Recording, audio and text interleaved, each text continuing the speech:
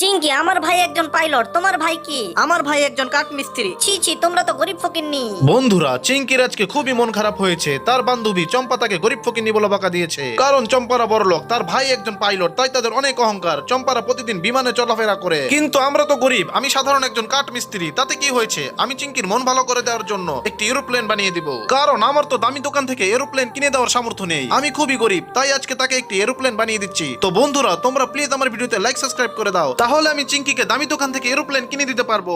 এই যে চিঙ্কি, দেখো তোমার ভাইয়া তোমার জন্য কত সুন্দর একটি এরোপ্লেন বানিয়ে এনেছে। ওয়াও চিঙ্কি, তোমার ভাইয়া তো খুবই সুন্দর এরোপ্লেন বানিয়ে এনেছে। চলো আমরা দুজন